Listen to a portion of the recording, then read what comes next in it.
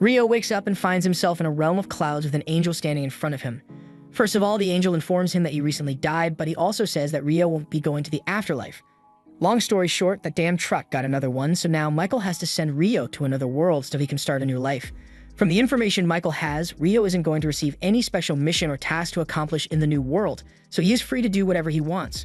Rio says he would like to live a slow and relaxing life, and Michael is fine with that, but first he needs to give Rio a basic rundown of the world he will be reincarnating into. It is a magical world called Phi, and roughly 20% of the population can cast spells with their natural elements. With that said, the element Rio is most compatible with is water, and since he requested a slow, relaxing life, Michael took the liberty of setting up a small house with a starter pack and a barrier around it to keep monsters away. As a part of his starter pack, Michael has also prepared an ice house with 2 months worth of food in storage, so Rio won't have to worry about going hungry for a while. He also got a book with detailed descriptions of all the monsters Rio might encounter in the area. This is going to be helpful when Rio eventually encounters the beasts of the forest, but for now, he wants to try out his new magic. He heads outside and yells out the incantation water ball, causing a sphere of water to appear in his hand, so magic seems a lot easier than he expected it to be. But he can also do it by just thinking of a water ball, so the incantation isn't really necessary. Now that he knows he can use magic, he heads straight for the bathhouse and starts filling the tub with water, but he soon realizes that he only knows how to make warm water. There's no way he can enjoy a bath that isn't hot, so he heads outside and immediately starts working on a fire to heat up the water. But unfortunately, he has no idea how to start a fire like this.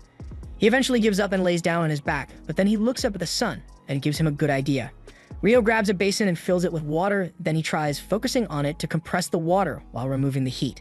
Eventually, ice begins to form, and after a little more practice, he is able to shake the ice into a magnifying glass so he can use the sun to start a fire. He then uses that fire to heat up a nice bath, so by the end of day 1, he can finally relax. With what he learned from creating the ice, he should be able to create hot water on his own if he just adds heat to the water instead, so he will have to start practicing that soon. The next morning, Rio is having breakfast when he starts thinking about his future. Michael only gave him 2 months worth of food, so he's going to have to go hunting eventually to replenish his stock. However, he's pretty sure a single knife won't be enough to handle the monsters out in the forest, so he decides to start training his offensive magic. The first thing he does is try shooting a water ball at a tree, and it works just as he had expected it to, but a little ball of water probably isn't going to be very helpful in combat. However, he knows of a way to make the water's impact stronger, so he forms another water ball, but this time, he concentrates all the water into a single point for extra pressure. It's a great idea in theory, but he still isn't skilled enough to put much force behind it, so his water jet is the equivalent of a squirt gun right now. Rio thinks back to something Michael told him before he reincarnated. Magic is all about imagination, so he needs to have a clear picture of what he's trying and continue working towards it until he gets better. After a few days of constant practice, Rio's water jets are starting to look decent, but it's still nowhere near strong enough to kill a monster yet.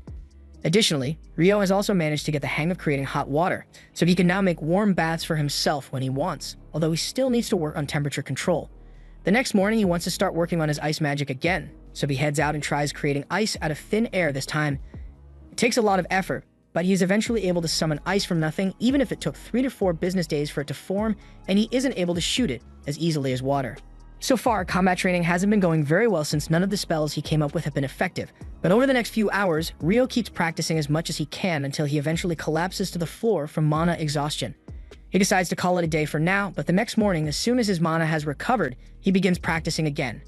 This becomes Rio's daily routine for the next few weeks, and after all his training, he is now able to form ice instantly, so it is a viable attack now. With his new arsenal of attack spells finally complete and his food supply running low, Rio heads out into the forest for the first time to begin his hunt. He immediately spots a pair of animal footprints, so he follows them until he eventually arrives at a nearby river. While he's there, he manages to find some flint by the riverside, and he can use it to start fires by striking it against the edge of his sword. While he's here, he also plans to gather some detoxification herbs in case he ever needs them, and all of a sudden, he hears a low-pitched growling sound coming from behind him. When he turns around, he finds a lesser boar staring him down, and he is completely frozen. The boar starts charging at Rio, but this is the first time he has ever had to fight for his life, so he's having trouble thinking of what to do. Just as the boar is about to hit him, he manages to snap out of it and jumps to the side to avoid getting trampled, but it doesn't look like the boar is done with him yet. Fortunately, Rio has finally regained his composure, so as the boar is running at him, he creates an ice track to make it slip, and then he forms several ice spikes right in the path of the boar, leading to its immediate and brutal death. After processing the boar meat, Rio takes a look at the monster book to read about it, and apparently the lesser boar is the weakest monster you can encounter in that forest. The whole book is meant to be a guide for beginners, so most of the monsters in it are pretty basic, but there are 2 extra pages at the end of the book which seem important. One page talks about dragons and how they are creatures powerful enough to destroy entire cities on their own. The book recommends running away immediately if he ever encounters one because he'd stand no chance of defeating it. Although he probably wouldn't be able to outrun it either, so he'd be better off begging for mercy. There's also a page here talking about something called a demon, but there's not a lot of information on it, so all the book says is that if you ever run into one, you're doomed. The next day, Rio goes out hunting again, but while he wasn't paying attention, he is suddenly attacked from above by a giant assassin hawk. The hawk is able to use wind magic to slash through its prey, so Rio is forced to run while creating ice shields to block the razor wind. He knows how tough hawks are to deal with, so he would rather not fight it, but there's no way he will be able to outrun it, so his only option right now is to fight back. He raises his hand and begins casting his water jets, but the hawk manages to dodge his attack and swoops down with wind magic to strike Rio. However, Rio reacts in time to create an ice shield, slashing the hawk across the eye and causing it to slam headfirst into the ground. A few moments later, the hawk regains consciousness, although its eye has been permanently damaged, so it flies into the air to retreat. But before it leaves, it takes one final look at Rio to memorize his face, because now the hawk has a personal beef with him. Rio is relieved that he managed to survive, but this really isn't what he was expecting his new relaxing life to become. While Rio was being chased by the hawk, he ran so far that he ended up getting lost in the forest until late into the night, and while he was trying to find his way back home, he happens to come across a glowing lake with a Dullahan standing in the middle, and it looks like it has spotted him. As time goes on, Rio continues his training, and now he is able to hunt and preserve food for himself with relative ease. His water magic has also gotten a lot stronger, allowing him to create sharp ice sheets and bring them down with great force in an instant.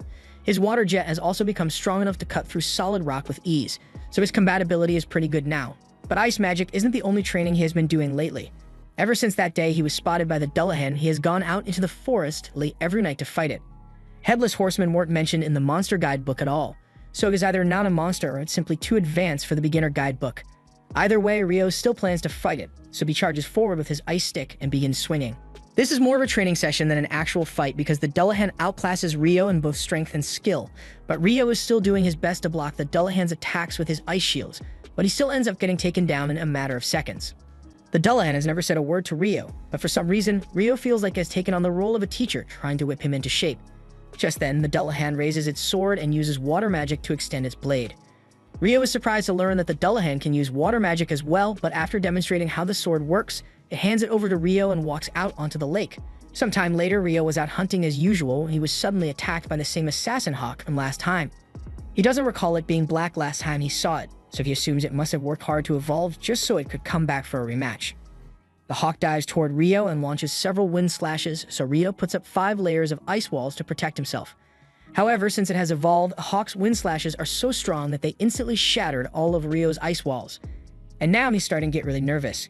He starts darting across the field while putting up ice walls to block any incoming attacks, and when he finally sees an opening, he counterattacks by launching several ice spikes. However, the hawk managed to dodge the spikes with a sudden burst of speed, and that's not all either. It opens its mouth and screeches at a frequency that interferes with Rio's magic, so all of his ice shields disappear, and he is practically defenseless. But the hawk still isn't done yet, so it begins hovering in front of Rio, and he can tell that something big is coming, but he doesn't know when it is. Moments later, Rio can feel electricity in the air as a bolt of lightning is shot straight at him, and an attack like that would have been fatal. But luckily, he was able to use a stick as a lightning rod and jump away to save himself. While Rio is recovering from the partial shock he just received, the hawk comes down and tries to finish him off with its talons. But at the last second, Rio pulls out his ice sword and parries the attack. The hawk clashes with him a few more times, but thanks to all Rio's training with Dullahan, he is able to quickly locate a gap in the hawk's defenses and stab it through the neck. After the hawk falls to the ground, Rio approaches it because he can understand how it feels. It lost an eye because of Rio, so it desperately wanted to prove that it was stronger than him, which is why it evolved in the first place. But Rio has also spent his time trying to get strong, so in the end, the hawk still lost. After that, Rio begins walking home, but to his utter shock, he is suddenly confronted by a dragon. He remembers what the book said about dragons being unstoppable, so he believes he is doomed, but to his surprise, the dragon begins talking to him using telepathy. The dragon doesn't seem like it wants to hurt Rio in any way. In fact, it just stuck here because it is currently looking for a black hawk that came this way, so it was wondering if Rio might have seen it around here. Rio is glad that the dragon isn't hostile, but it is probably talking about the hawk he just killed, so he apologizes profusely and explains that the hawk attacked him, so he had no choice but to kill it. The dragon is surprised to hear that a human like Rio could kill a hawk, but he doesn't seem too upset about it. On another note, the dragon is rather intrigued by the sword Rio is carrying because he recognizes it as the Fairy King's. And for him to have given it away to a young boy, Rio must have done something to get on his good side. The dragon has taken a liking to Rio, and Rio has a few questions he was hoping to ask since he still doesn't have much information about this world.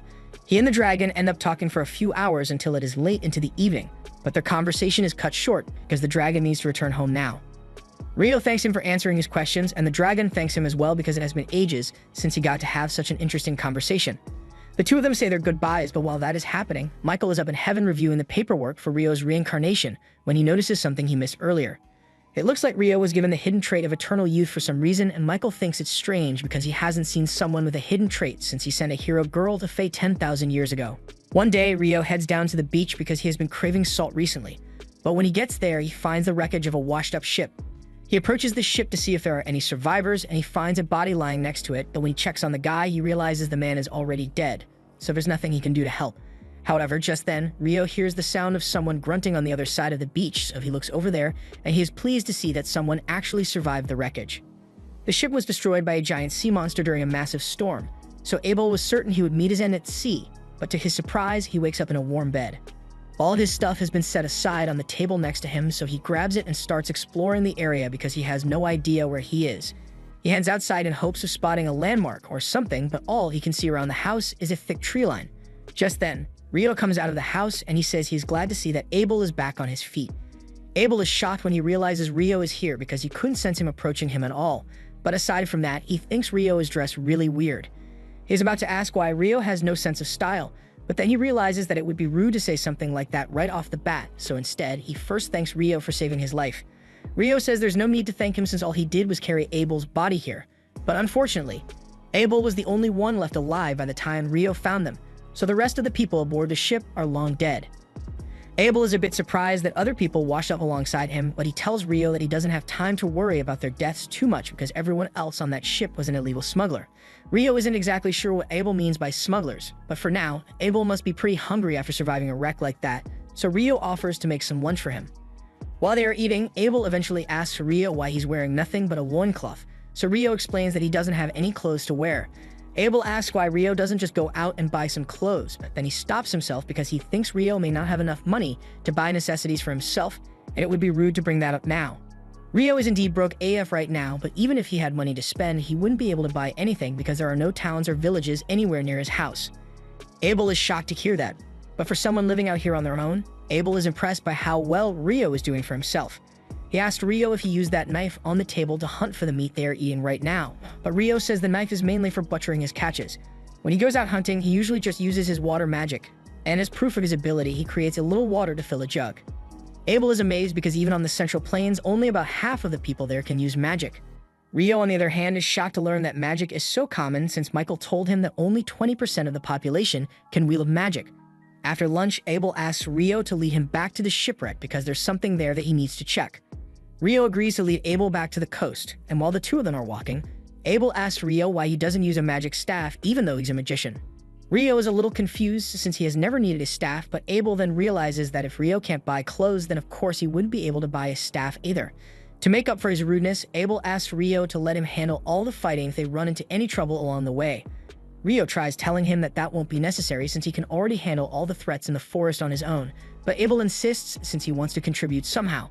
The two of them eventually arrive at the wreckage, but to Rio's surprise, all the bodies have disappeared. He thinks a monster must have shown up and eaten the bodies at some point, so Abel was really lucky that Rio found him before anything bad had happened.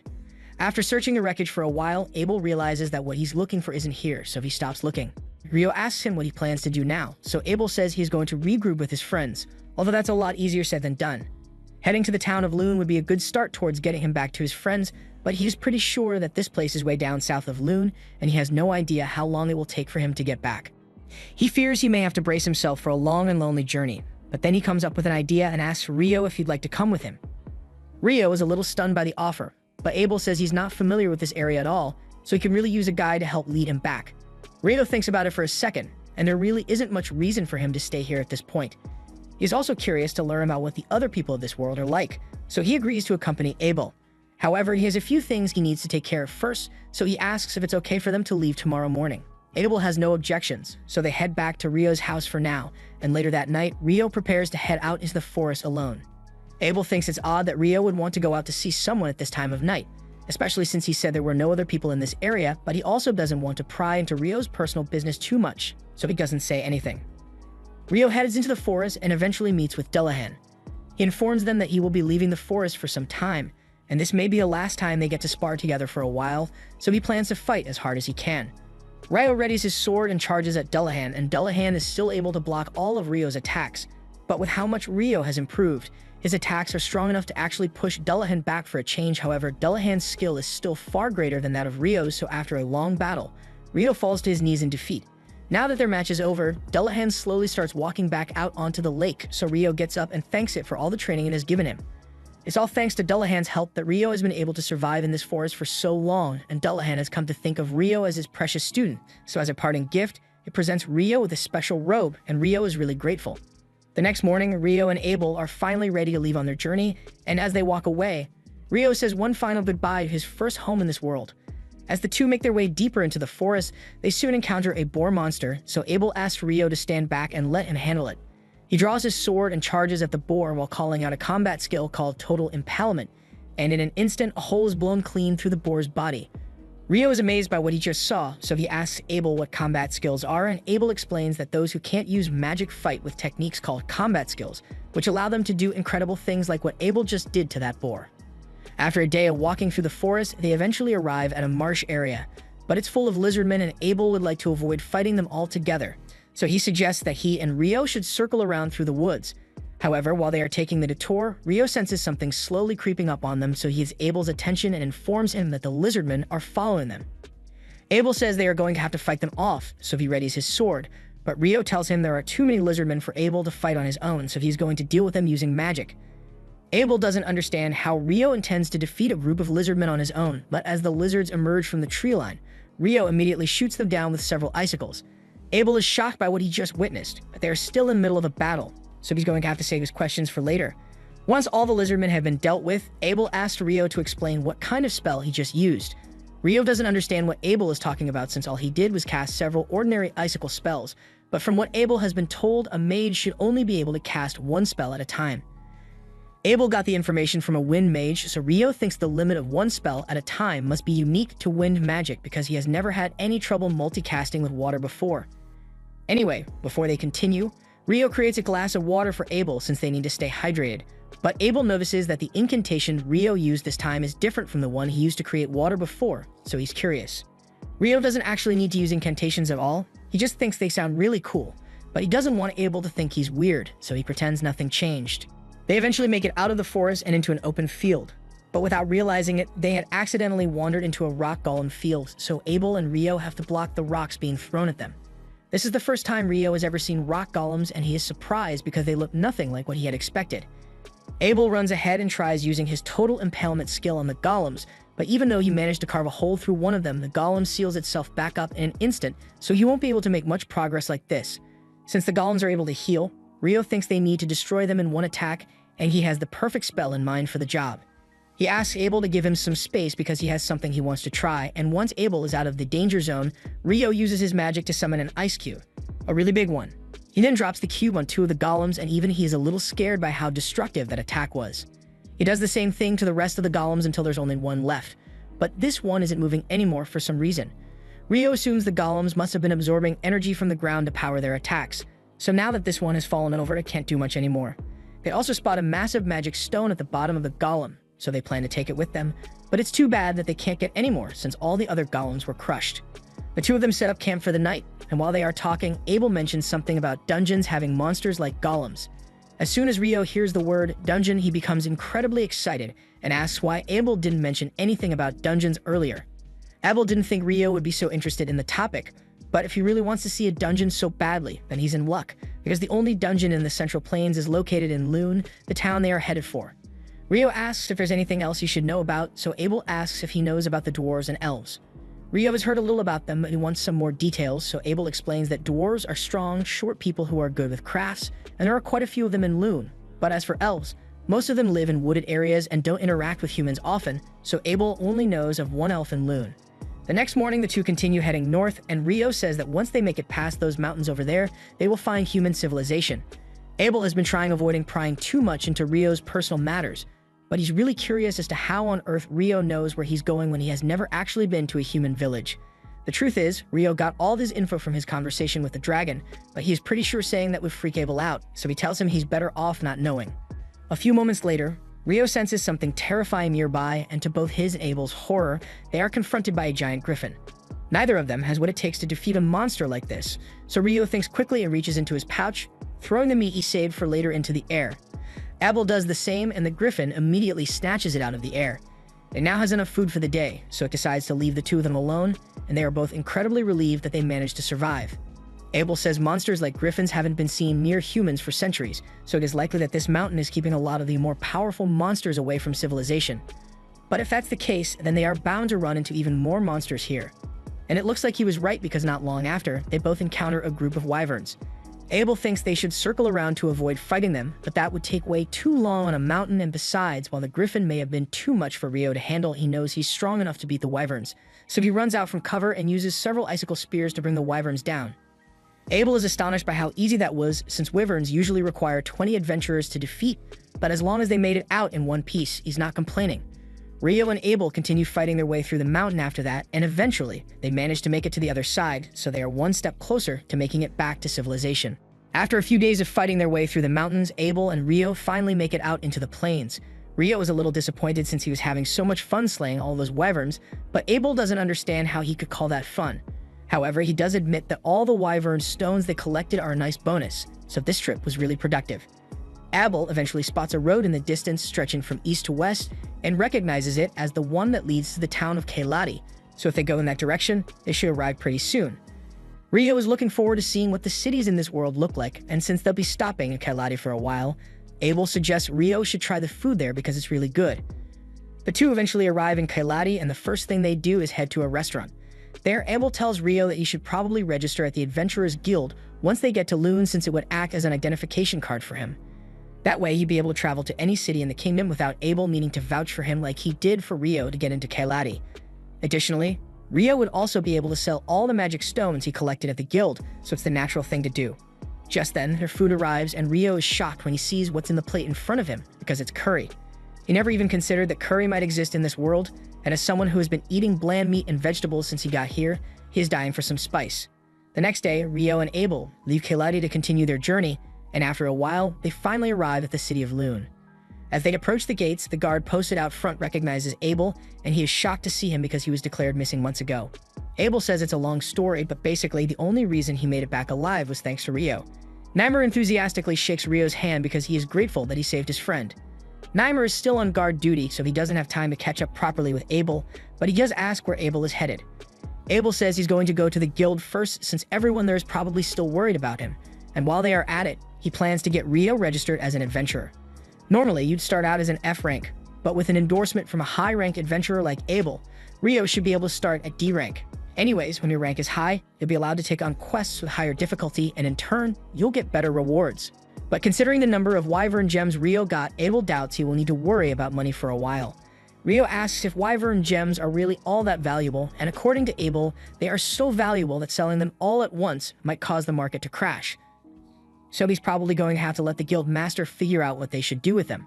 Once they arrive, Abel walks in, and as soon as he is seen, everyone gathers around because they all thought he was dead. It's clear that Abel is really popular here, and Rio doesn't want to get in the way of Abel's reunion, so he decides to step out for a moment. He starts taking a walk through the city when all of a sudden, he bumps into an elf girl, and she happens to recognize his robe as one that can only be gotten from the King of Fairies. If Rio was given a robe, then the King of Fairies must have really taken a liking to him. She thinks Rio is interesting, so she'd like to talk to him, but she's got urgent matters to attend to, so she has to go. Rio is about to chase after her, but at that moment, Abel comes out looking for Rio because he wants to introduce him to all the people at the guild. Abel tells everyone that if it weren't for Rio, he never would have been able to return home. The guild patrons are all really thankful for Rio's help, so they give him a warm welcome, and Rio is starting to like it here. After Rio's introduction, Abel takes him to the front desk so he can get registered, and while he's there, he asks the receptionist, Nina, if it would be possible to raise Rio's rank to D with his endorsement. Nina is surprised to hear this since Abel has never endorsed someone before, but Rio is more than qualified. Nina says there should be no problem ranking Rio up, but they will still need to do a proof of strength test, so Abel plans to go talk to the guild master about it. Nina says the two of them can wait in the meeting room while she calls the guild master over, so Rio and Abel take a seat. As soon as the guild master is informed that Abel has returned, he rushes into the meeting room, and he is incredibly relieved to see that Abel is still alive and well. Abel apologizes for making the guild master worry so much about him, but Hugh is just glad to see him again. He then notices the young magician standing in the back, so Abel introduces Rio as the boy who saved his life. Anyway, Abel mentions that he was hoping to rank up Rio's registration with an endorsement, and Hugh is fine with that. But he's still going to need to confirm Rio's strength before he can authorize any upgrades. Abel tells him that won't be a problem because Rio is a lot stronger than he looks, and as proof, he shows him the bag full of wyvern stones. After inspecting the stones, Hugh confirms that they indeed belong to wyverns, but he is starting to get concerned because if there are this many wyverns in the area, they could overrun the country in an instant. Abel assures him that he doesn't need to worry about that since the wyverns they encountered were south of the Malefic Mountains, so they won't be coming here anytime soon. Rio is baffled by the mention of the Malefic Mountains because he has never heard of that place before, but Abel explains that those were the mountains they passed through to get here. The Malefic Mountains are so dangerous that even high-ranked adventurers don't go anywhere near it, so the fact that Rio and Abel made it through these mountains alive is an amazing feat on its own. Abel asks if this will be enough to prove that Rio is strong, and Hugh agrees that Rio is definitely qualified for the rank up. Just then, the members of Abel's party show up because they heard the news that Abel was alive and well, so they had to come see him in person. Abel apologizes to his teammates for making them worry, and they probably got a lot of catching up to do, so Hugh says he will let them use the meeting room while he gets started on the paperwork for Rio's rank up. Hugh leaves Rio into another room, and Nina later comes in with the items for Rio's guild registration. First, they need to fill out his form, so Nina asks him a few questions about his class, and Rio answers that he's a water magician. He has also never been in a dungeon before, so Nina suggests he should take part in the dungeon training course that's held every month. Rio seems really excited about getting to see a dungeon in person, so he agrees to sign up for the training course. Nina tells him the course starts in 2 days at 9 o'clock, and Rio is surprised. He wasn't expecting the people of this world to use the same units of time he's familiar with. Moving on, Nina asks Rio to place his hand on this crystal to complete his registration, and when he does, all of his information is filled out onto a guild card. This guild card will be Rio's ID from now on, and now that he's officially registered, he heads outside to meet Abel.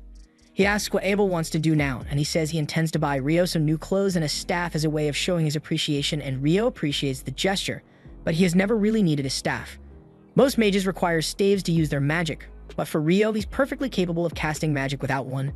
Besides, he uses a sword for close combat anyway, so his staff would only get in the way. More importantly, Rio has a couple of questions he'd like to ask Abel. They spend a few hours talking, and Rio finds out that this world uses a 24-hour day system just like Earth with 7 days a week and 30 days a month. It also uses the metric system for measurements, so Rio assumes someone must have been reincarnated here before him and had a huge impact on the way the world works now. It's getting pretty late now, so Abel thinks it's about time he heads back to the guild, and as the guest of honor, he says Rio has to come too. Rio doesn't know what he means by that at first, but when they return to the guild, he realizes that a party has been organized for him and Abel. Everyone is in a good mood, so the party is really lively. Almost a little too lively, in fact, because by the next morning, Rio is absolutely exhausted. Nina apologizes on behalf of everyone for tiring Rio out so much, but he says it's fine since it's partially his fault for drinking so much anyway. Rio will be staying in the guild's lodging for the time being, so Nina leads him to his room and introduces his new roommates. This one is Nils, while the blonde one in the back is named Ito, and they are both pleased to meet Rio. Since everyone seems to be getting along, Nina tells Rio that she needs to get back to the reception desk, so she'll be leaving now. But before she goes, she reminds him that the dungeon tutorial class is tomorrow, so he had better not be late. Once Nina is gone, Nils starts talking about how hot he thinks she is, but Ito tells him to give it a rest already because there's no way Nina would go out with a bum like him. Moving on, Ito greets Rio and says he'd like to keep things casual here so they can become friends. Rio says he'd like to be friends as well, and Ito is glad to hear it because he was worried Rio might be a stuck-up jerk like Dan from Room 1. A moment later, there's a knock at the door, and it turns out to be Nina again. She apologizes for the interruption, but she just got a newly registered adventurer in need of lodging, so she wants to set him up in this room as well. He says his name is Amon, but the others are surprised that he's an adventurer since there's no way he's old enough yet. Amon admits that he's still only 16, but both his parents are dead, so he didn't have many options to make a living. Ito tells Amon that it's nothing to be ashamed of since that's how most people end up becoming adventurers in the first place, and apparently, Amon plans on taking the dungeon course tomorrow as well, so Nina asks Rio to go with him. While Rio is getting acquainted with his new roommates, Abel is telling his party members all about what happened while he was crossing the Malefic Mountains, but the mage, Lin, simply refuses to believe that a boy like Rio is capable of such strong magic. Sure, ice walls can be made with magic, but they are usually so thin that they can't block any damage, and something like conjuring a giant ice cube to drop on your enemy is simply impossible. Abel asserts that he saw Rio do it with his own eyes, but Lin still can't accept it. Power like that goes against all the fundamentals of magic that she spent her life studying, and she's getting angrier by the second at the thought that a kid is way more powerful than she is. But Abel is still confident that he knows what he saw. From what Abel has described, the only other person with similar abilities they can think of would be the famous Inferno Magician. The Inferno Magician is a legendary hero capable of wiping out thousands of Imperial soldiers with a single chant and burning wyverns to ash in an instant. It feels absurd to compare Rio to someone who is so renowned, but if his power truly is on the level of the Inferno Mage, then Raiha is worried about what might happen if Rio were to turn against them and join the Empire. However, Abel is certain that that will never happen because Rio doesn't think the Empire of Debui sounds cool, and that's what he cares about the most. A few days go by and Rio has been diligently attending the dungeon training course, but for today's lesson, the instructor tells everyone that they'll be heading into an actual dungeon for the first time. He asks if anyone has any questions for him regarding the dungeons, so Rio raises his hand and asks if there are any teleportation mechanisms that allow you to travel to floors that you've previously cleared. The instructor is impressed that Rio was actually aware of that, but while things of that nature do exist in the southern dungeon, he tells Rio that he won't find any around here. A little while later, everyone arrives at the dungeon entrance, and the instructor explains that the city of Loon was actually built around the dungeon, so it is pretty much right in the center. Every couple of years, something called the tidal bore happens, meaning the monster population inside the dungeon rapidly rises, and such an event puts the people in the town at risk of being attacked, so these double walls were built to keep the monsters contained. Rio thinks it's interesting that Loon has an outer wall and an inner wall as well, but Amon is just worried because the tidal bore event seems really scary. The instructor assures him that there's nothing to worry about since the tidal bore only happens once every few years, so the chances of one happening right now are insanely slim. The group soon arrives on the first floor of the dungeon, and the instructor tells them that there are only basic monsters on this level, so everyone is free to explore as much as they'd like, but they should still stay close by in case of an emergency. Rio and Amon go off on their own to search the area, and a little while later, Rio senses a monster up ahead, so he tells Amon they'll deal with it together. As they advance through the cave, they eventually spot the monster, and this one is just a regular soldier ant, so Rio tells Amon that he's going to pin it to the ground, and when he does, he wants Amon to finish it off. Amon says he understands the plan, so Rio casts ice magic to pierce the ant's limbs, and while it is immobile, Amon runs up to it and slices its head off. Rio congratulates him on his first successful monster kill, and Amon feels really good about himself, but there's still more to be done since they need to harvest the magic stone from the ant's corpse before they return. Later that night, Rio and Amon get back to the guild lodge, and when the other two hear that they successfully completed the course, they hold a celebration for them. Ito was honestly impressed because he didn't expect Rio and Amon to be able to defeat a soldier ant on their first trip into the dungeon, but Amon says he didn't really do much. It was Rio who held the monster down for him, but Rio says Amon deserves at least a bit of credit because he was the one who dealt the finishing blow. Nils asks the two of them what they plan to do now that they are dungeon certified, and Amon says he'd like to go back to the dungeon and continue exploring, but the thought of going in alone terrifies him, so he's not sure what to do.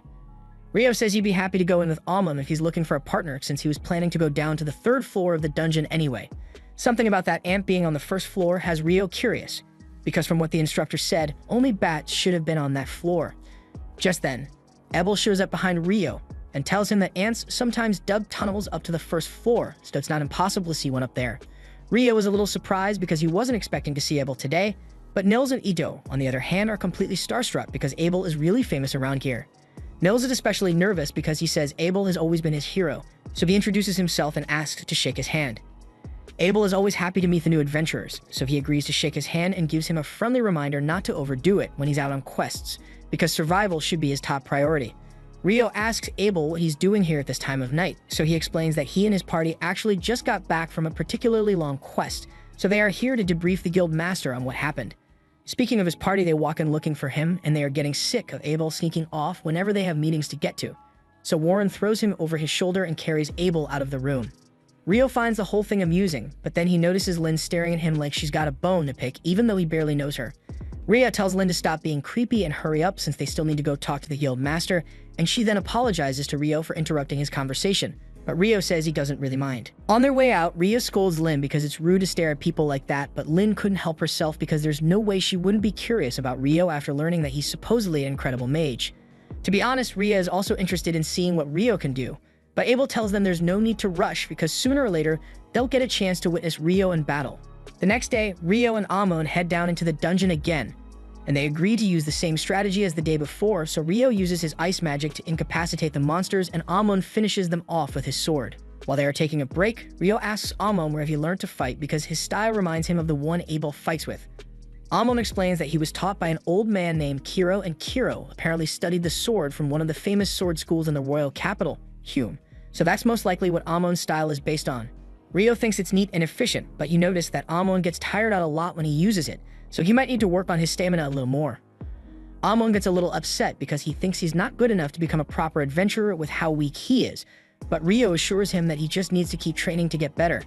Even for someone as strong as Abel, he always made sure to keep up with his daily training, no matter what, when he was traveling with Rio, which goes to show how much of an effect consistent practice can have on your abilities. Early the next day, Rio prepares to head out again, but this time he's not heading into the dungeon because he has other plans. He's been meaning to learn about alchemy, so he heads to the library to see what he can find. Once he gets there, he asks the librarian for help finding the alchemy section, and he is amazed by the sheer volume of books in this place. The librarian eventually leads Rio to the beginner alchemy section, and he spends the next few hours studying as much as he can, but there's only so much you can do. You're on a time limit, so he starts considering buying the books outright so he can just study at home. While sitting on one of the benches in town square, Rio soon realizes that the sky is going dark, so he looks up and is shocked to see the sun being blocked out all of a sudden.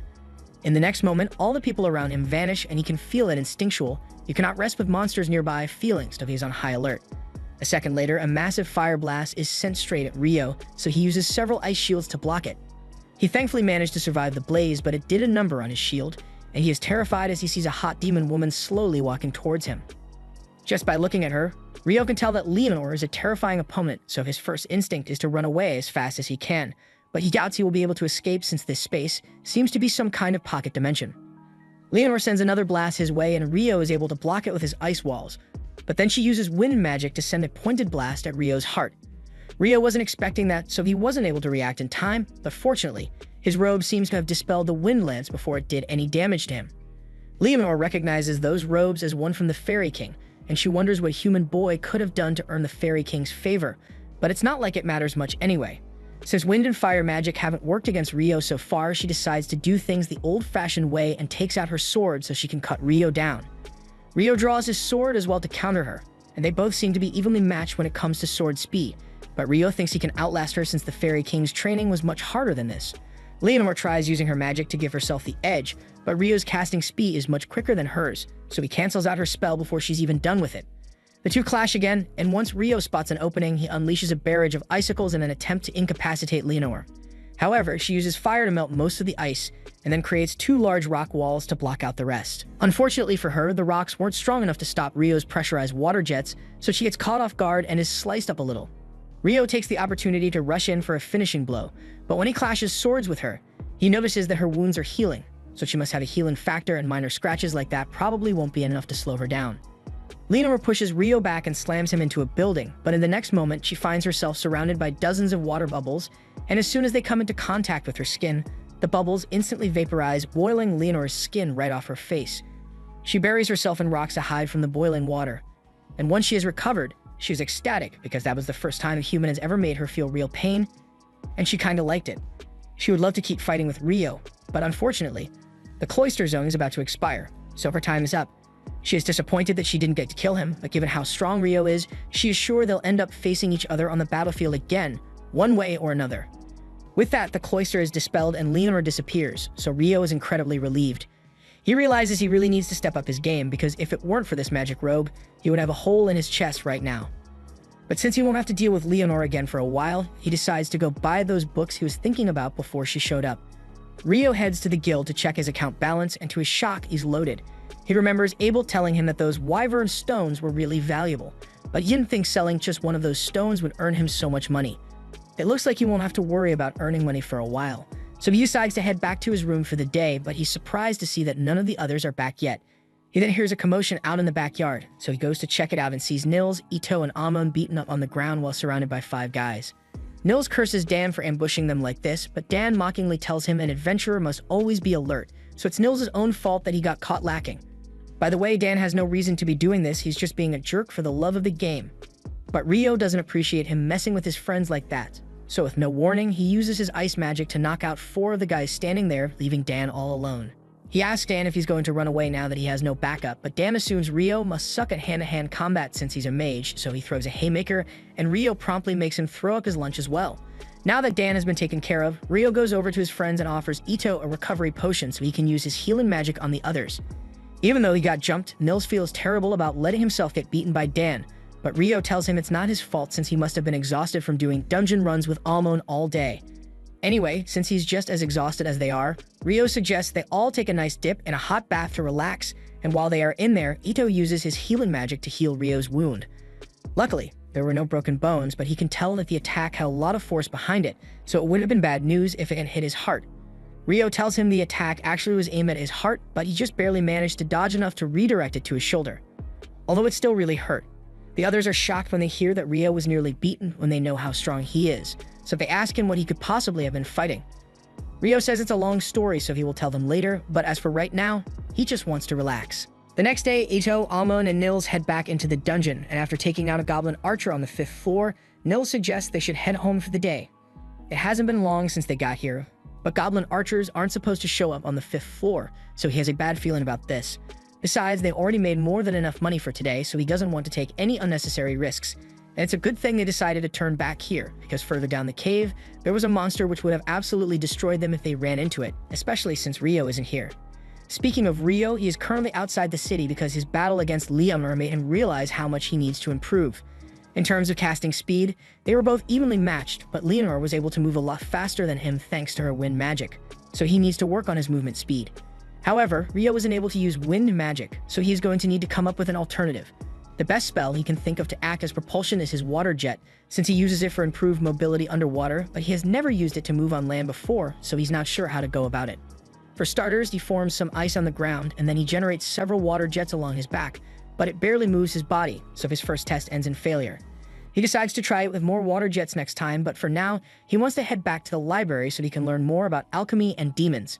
Meanwhile, Lynn is busy searching through all the spellbooks she can find because she's looking for anything similar to that giant ice cube spell Abel said he saw Rio use, but even the forbidden spell books don't mention it. If Rio actually pulled it off, then it would have to have been an original spell, but a spell like that would require an incredible amount of mana, so she still finds it hard to believe that Rio was able to do it so casually. Just as she is putting the book back, the elf girl from earlier, Sarah, walks in and she seems to be good friends with Lynn, so she asks what she's doing here.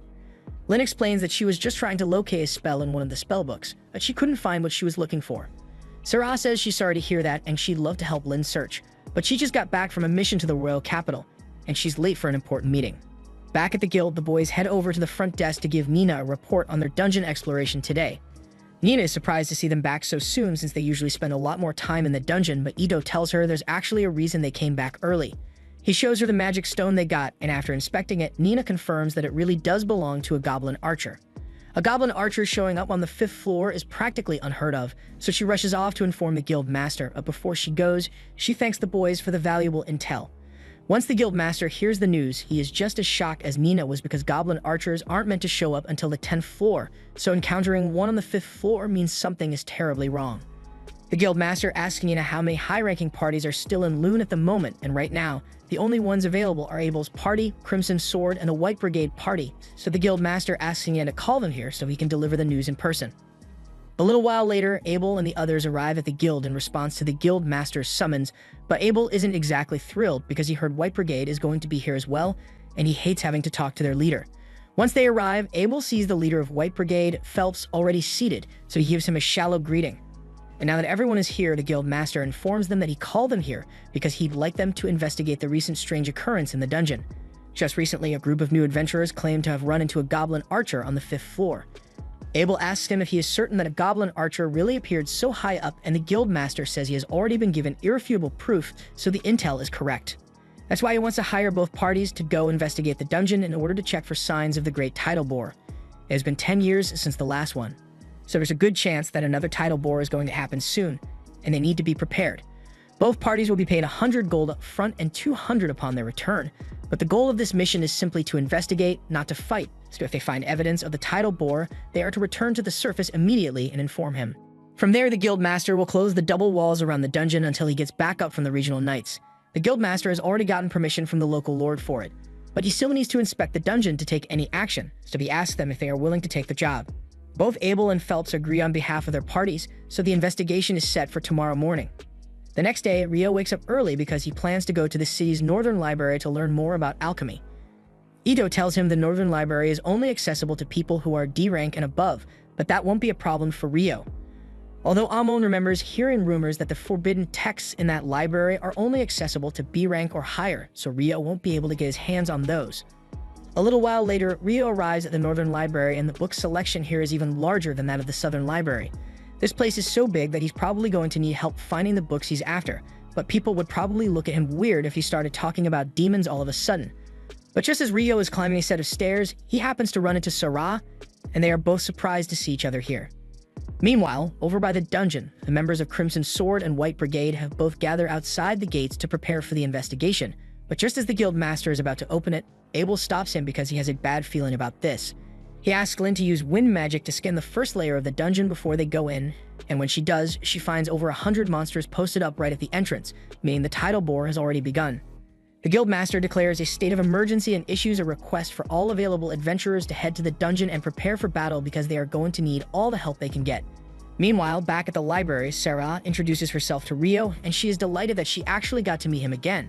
She asks Rio what brings him to the library today, and he is about to tell her he wants to research demons, but he realizes that would sound odd, so instead he says he wants to learn about alchemy.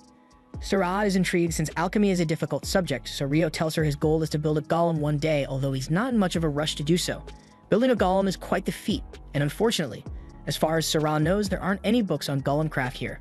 But she does know where Rio can find some books to get started on his alchemy journey. She even offers to show him around since she knows her way around this library pretty well. Along the way, Sarah asks Rio if he enjoys reading books, and he says he loves them. But he hasn't been around books in ages, so he hasn't had many opportunities to read. Sarah laughs a little because the way Rio said that makes it sound like it has been decades since he last saw a book, which is kind of true, but he doesn't want to explain all that. So he changes the subject and starts talking about how he thinks it's cool that Sarah is an elf. Sarah admits that it's rare to find an elf living in human settlements, so she may be considered a bit strange, but if nothing else, staying in this city led her to meet Rio, so she wouldn't change a thing. While Rio and Sarah continue their leisurely stroll through the library, all the gates to the dungeon are locked down and every available adventurer has been stationed on the walls in anticipation of the incoming threat. Before long, the main dungeon gates burst open and hundreds of goblins come pouring out, so the adventurers begin their attack and fire hundreds of arrows while the mages cast as many fireballs as they can. This is going to be a battle of attrition, so whenever someone gets injured, they are rotated out of the formation so they can be healed to continue the fight. But with so many goblins here, the guild master is starting to get worried that they may not be able to hold them off. Phelps tells all of his party members to make sure they conserve their energy, and Abel reminds Lynn not to use too much magic because they can't risk her running out of mana early on. Unfortunately, they are running low on arrows, so Abel doesn't know how much longer they can hold out. A few moments later, Nils and a few other F-rank adventurers arrive, and they brought every arrow they could get their hands on, so they should be able to hold off the goblins now. But that aside, Nils has a message for Abel from the guild master. So he tells him that once the smaller goblins are taken care of, Crimson Sword and White Brigade are going to have to face the boss once it shows up. A few hours later, pretty much all of the regular goblins have been dealt with, and the boss should be showing up soon. So the guild master gives the signal for Crimson Sword and White Brigade to move forward and attack. They all jump off the wall, and Lynn uses her magic to make sure they land safely. But there are still a few goblins down here, so Abel and Phelps rush ahead to finish them off. They then turn their attention to the large goblin general that just emerged from the dungeon. But to their surprise, it's not just one, it's 3 separate goblin generals. This is bad news since having 3 generals means that there must be a goblin king nearby, so they need to finish this quickly. Abel tells everyone that he and Phelps will handle 1 general each, while Rhea and Sheena can go after the last one. And now that everyone is clear on the plan, they all spring into action. Abel evades one of the goblin's strikes and manages to cut its arm off, so it shouldn't be too hard to take the goblin generals down, but just then, he notices something off inside the dungeon, so he yells for everyone to get down immediately. In the next moment, a wind slash is sent straight at them, slicing all the goblin generals in half, but luckily, everyone else managed to duck in time to avoid getting bisected. The one responsible for the air slash was the Goblin King, and it clearly won't be as easy to defeat as the others, so Abel and Phelps rush in to try and catch it off guard. However, when Phelps tries to pierce it with his spear, it bounces right off the Goblin King's armor. Phelps is forced to pull back since he can't do any damage to it, But Abel isn't slowing down at all. He charges straight at the Goblin King and uses his perfect shadow technique to evade its attack before piercing his chest. That wasn't enough to kill the Goblin King, but Abel never expected to finish it off on his own. He then calls out to Lynn, who has been charging up a wind bullet spell this entire time, and once he's out of the way, she Swiss cheeses the Goblin King, officially putting an end to the crisis. Everyone heads back to the guild to celebrate their victory, and by the time Reo returns, he has no idea why everyone is so happy. But while the rest of the guild members get to party, the guild master is buried elbow deep in paperwork because he still needs to send out the reports on the tidal bore and process all the payouts for the adventurers who helped deal with it. And on top of all that, researchers from the royal capital are bound to show up sooner or later asking to collect data on the tidal bore, so he's going to have to deal with them too. Meanwhile, at the party, Abel has just finished explaining everything that happened with the tidal bore while he was in the library when Abel's friends show up. Lynn has been meaning to ask Reo in person for a while now, so she tells him she wants to know if he can really create thick ice walls at a distance.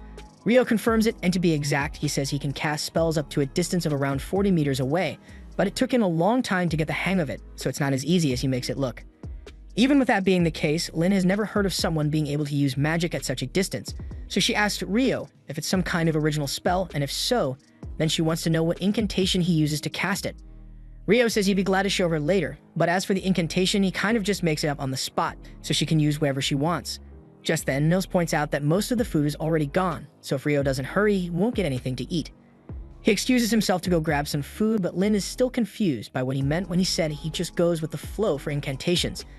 Abel then informs her that Reo only uses incantations because he thinks they are cool, but he is perfectly capable of casting spells without saying a word, and that sounds even more absurd to her than the ice walls did.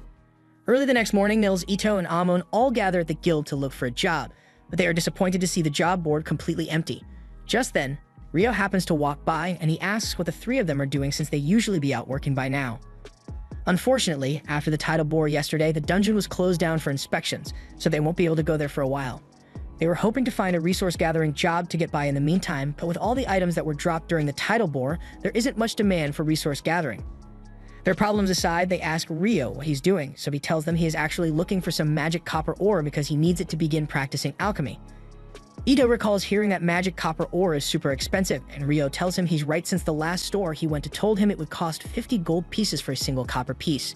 The money isn't really of much significance to Reo since he's loaded, but he wants to help his friends out, so he asks them if they'd be interested in gathering some magic copper ore for him. He says he's willing to pay them 4 gold coins each regardless of whether they find any copper ore or not, and if they do find some, he will buy it off them for 25 gold coins. All three of them are stunned because that's more money than they've ever made in their lives, but Ito asks Reo if he's really alright with paying them so much. Reo says at the end of the day, if they find the copper, he will only have to pay them 37 gold, which is a lot cheaper than the 50 gold he'd have to pay to get the copper in town. So it's a good deal for him as well. Since they confirm that Reo is serious about the deal, the three of them rush off to begin their search, but once they are gone, Reo hears a commotion outside, so he goes to take a look. Downstairs, he sees Dan arguing with a group of knights who are pretty much trying to kidnap a girl in broad daylight. The girl clearly doesn't want to go with them, so when they try dragging her away, Don steps in and pushes the knight to loosen his grip on the girl. She is now free, but they have bigger issues to worry about because the knights still outnumber Dan 4-1, and they have swords, so there's no way he can win this fight. Knight's group leader prepares to teach Dan a lesson for daring to oppose a knight, but for some reason, as soon as he takes a step, he trips and falls to the ground.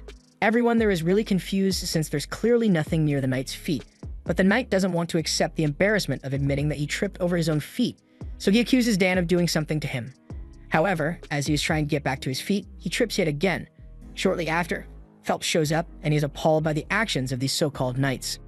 At first, the knights try to threaten him since they technically have more power within the city than adventurers do, but their intimidation tactics don't work on Phelps because while he may be an adventurer, he is also a nobleman. His full name is Phelps Heinlein, and as soon as the knights hear that Phelps is from the Heinlein family, they realize they've messed up. Phelps's father, Alexis Heinlein, was the former Royal Knights captain, meaning the Heinlein family has a lot of authority over the knights, and Phelps could probably get them fired on a whim if he wanted to. And if he were around while they were trying to kidnap the girl, he probably wouldn't think twice about ending them, but right now, all he knows is that they were about to gang up on Dan, so he yells at them for being a disgrace to knighthood and says they should get lost before he changes his mind about letting them go. Once the knights are gone, Phelps looks up at Reo because he notices what he did earlier. He had already heard that Rio's magic was extraordinary from Abel, but seeing it for himself was still amazing because he has never witnessed anyone use magic at such a distance or with such accuracy. Of course, he doesn't plan to tell anyone that Rio was the one who made those royal knights slip, since that would be a hassle for Rio to deal with. But he really appreciates Rio stepping in to help because he feels personally responsible for letting such rotten people become royal knights. Later that night, Rio is having lunch at the tavern when Abel happens to show up. It's rare for him to be out without the rest of his party, so Rio immediately assumes that Abel must be going to the red light district after this. Abel panics and tells Rio to stop talking before people overhear him, and with Rio's expert deductive skills, he surmises that since Abel doesn't want people thinking he's the kind of person to go to the pleasure district, he must have his eyes on someone. At first he thought it might be Lynn, but Abel tells him he's wrong because Lynn already has a crush on Warren. With that being the case, Rio concludes that Abel must have a crush on Ria, and gets even more panic trying to deny it. But that pretty much confirms Rio's suspicion. Abel's crush aside, Rio asks him what he's really doing out by himself tonight, and technically he is going to the pleasure district, but not for the usual reasons, and since Rio is here, he could really use his help. One of the dungeon investigators who was dispatched to Loon is an old friend of Abel's, and he was assigned royal knights to act as his guards while he's in town. Unfortunately, those guards are the same ones who Rio spotted earlier, and there have been many reports of them committing heinous crimes using their positions as knights. Abel heard that they were in the pleasure district tonight, and they are bound to cause trouble at some point, so he wants to stop them before anyone gets hurt. As they are walking, Rio happens to notice two adventurers talking, but he has met every single adventurer in town by this point, and he doesn't recognize those two. Abel tells him that it's not uncommon for adventurers to travel to Loon to explore the dungeon, but the dungeon is closed right now, so it does seem suspicious, especially since the adventurers are dressed in all black and walk away as soon as they realize Rio and Abel are watching them. A little while later, Rio and Abel intentionally walk down a dark alley, and within moments they are ambushed by those shady adventurers. But Rio already saw this coming, so he knocks all of them out by dropping ice on their heads. To be honest, that was a lot easier than he thought it would be, but they still don't know what these guys were up to, so they are going to have to hand them over to the guards for interrogation. Meanwhile, elsewhere in the pleasure district, Phelps is walking by himself when those knights sneak up behind him. Their leader still feels embarrassed about Phelps getting in his way earlier, so he and the others plan to kill him tonight. But just as they are about to draw their swords, they all realize they can't move for some reason. You see, this whole thing was a trap orchestrated by Phelps, because he is now aware of how sinister this group of knights truly is, and he would be a failure of a noble if he let them continue as things are, so he had Shenna hit them with paralytic needles. And with them stuck in place, he calls upon her fire magic, reducing their bodies to ash until not a trace remains. The next morning, the research team from the capital arrives in town, and just as the guild master had predicted, they immediately cause trouble for everyone by claiming today's entire food provision for their investigation. On top of that, Clive is also demanding that Hugh reopen the dungeon and give him some adventurers for protection while they investigate. Hugh tells Clive he is being unreasonable because they don't know what state the dungeon is in right now, and it could be really dangerous, but Clive reminds him that he has been given full authority over the investigation, so Hugh has to do whatever he tells him. The advisor, Arthur, apologizes to Hugh for Clive's behavior and promises to replace the supplies that were taken from the town, which Hugh greatly appreciates, but Clive still refuses to give up reopening the dungeon to go in. Hugh eventually concedes and says he is willing to open the dungeon for Clive, but he makes it clear that if anything goes wrong, neither Hugh nor the city of Loon will be held responsible. It will all fall on Clive's shoulders. He is starting to have second thoughts now that he realizes he will have to face the consequences if anything goes wrong, but he can't back down now after how much he has argued over this. He eventually agrees to Hugh's terms, but there's still a matter of finding adventurers to accompany the research team. A little while later, Rio is heading to the cafeteria when a girl comes running out and asks him if he can show her the way to the Adventurers Guild. Rio was on his way to get lunch, but since she needs help, he takes her to the guild. The girl's name is Natalie Schwarzkopf, and she's here to deliver a letter requesting the aid of Abel's party in defending the investigation team in the dungeon. Rio is surprised to hear that an investigation team is being sent down there since the dungeon is closed, but Abel is sure someone must have pulled some strings to force Hugh to reopen it. The reason the dungeon was closed in the first place was because decades ago, after a tidal bore, an A-rank party was sent down to investigate, but none of them ever returned. Even her leader, who was practically an S-rank superhuman, was never seen again, and if whatever was down there was enough to take out an S-rank, the guild didn't want to take any chances. So from then on, it became policy to close down the dungeon whenever a tidal bore occurs. Rio is intrigued by the story, but he is also pretty hungry, so he's going to have to go now. Once Rio is gone, Lynn asks if Natalie is really part of the Schwarzkopf family, since they are renowned for their legendary water magic. Natalie confirms it, so Lynn asks her if she has ever heard of magic that allows a mage to create an ice wall at a distance. Natalie says she's not sure something like that is even possible, so Abel tells her that as hard as it may be to believe, Rio is actually capable of creating an ice wall 40 meters away, and on that note, he wants to warn everyone here that under no circumstances are they to pick a fight with Rio. And if they do find themselves up against him, they should just give up and surrender because there's no way they'd be able to beat him even if they all fought him at once. He also tells Natalie that if she ever needs help and she can't find any of them, then she should go to Rio for help. 3 days go by and Rio's friends finally get back from their mission, and they manage to gather 2 magic copper ores, so Rio pays them 90 gold coins in total, and they are really thankful because they won't have to work for a while with this much money. Meanwhile, down in the dungeon, the investigation team has already made it all the way to the 7th floor, but strangely, they haven't seen a single monster yet, so they continue heading deeper. Eventually, they happen to stumble upon a black square in the side of the wall, and none of them have any idea what it is since they've never seen anything like it before, but Clive is ecstatic since this is a prime anomaly for analysis. He immediately orders everyone to set up the measuring equipment so they can send data back up to the surface, and once they do, the analysis team, including Natalie, will begin scrutinizing the data to identify the anomaly. However, as soon as Clive's research team sticks the mana density gauge through the gate, everyone there is instantly teleported away, and the surface team loses contact with them. By the time they realize what's going on, they find themselves in the middle of a grassy plain, and thankfully, none of them seem to be injured, but they have no idea where they are, and they can't see Clive or his research team anywhere. Elsewhere in the fields, Clive had his team begin gathering data on their surroundings as soon as they can, because if his hypothesis is correct, then the gate must have teleported them all to a new location. That means there is a very real risk of being attacked, so everyone needs to be on their guard, but Clive is actually glad that this happened since it will give him greater insight into the theory that the monsters from the tidal bore originated from the 38th floor. And as the one who discovered the teleportation gate, he's sure to get a promotion to the head of the department once they get back to the surface. But that's only if they make it out alive, because the creatures down here don't seem like they're going to be friendly. Back on the surface, Natalie and the others on the research team are still trying to figure out what happened to the adventurers when the locator suddenly turns back on. It only transmits a signal for a moment, so it's not enough to communicate, but based on the information they got, it looks like the expedition team somehow ended up on the 40th floor of the dungeon. But that makes no sense since they were on the 10th floor a moment ago. Just then, a man named Christopher walks into the tent, and he introduces himself as one of the researchers from the College of Magic who came to participate in this investigation. He understands that he and Natalie's research team are technically rivals, but he says he needs to know if anything strange has happened in the dungeon, so he would appreciate it if they could tell him what they know about it.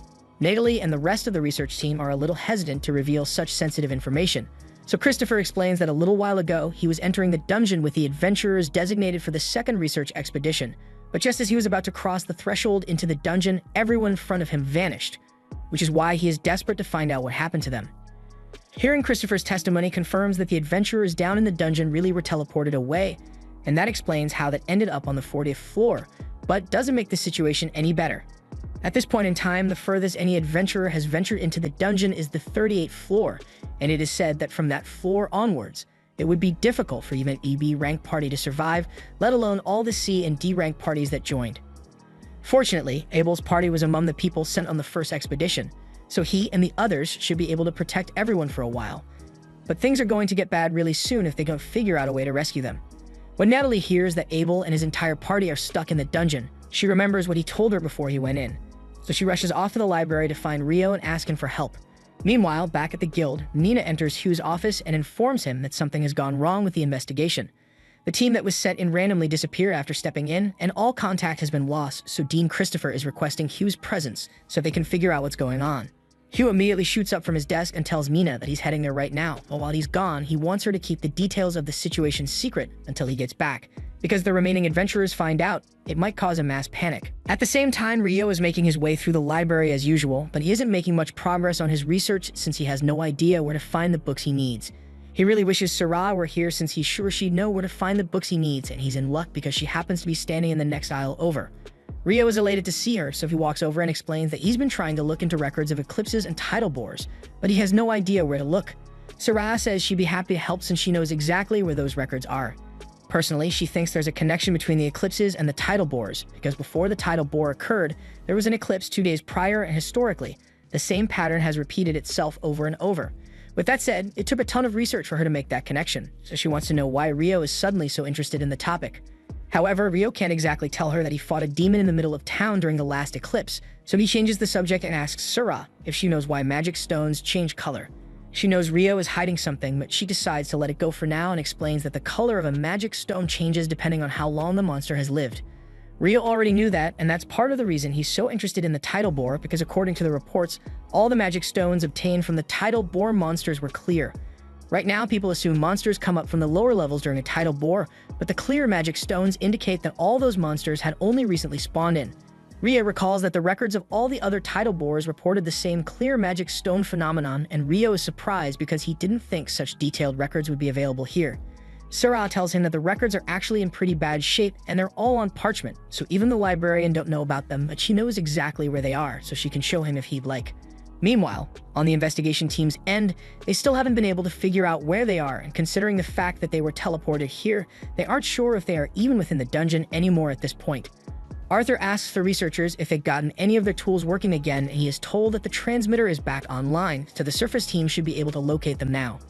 The others think that means someone will come to rescue them, but Arthur isn't so sure about that. Abel asks him if there's something he's worried about, so Arthur explains that the air here just feels strange. If you had to describe it, it's similar to the feeling you get when you're inside the Sanctuary Square spell, and that spell is the ultimate defense, so it can deflect all magical and physical attacks. If this area is similar to that, then that means they've been trapped inside some kind of barrier to cut them off from the outside world. Abel is starting to understand the gravity of the situation, so he asks Lynn to use her probe spell to search the area for anything of note. Lynn does so, and her wind magic detects a large group of people around 500 meters away. To be exact, it's roughly 100 humans, but there are around a dozen life forms there that she doesn't recognize.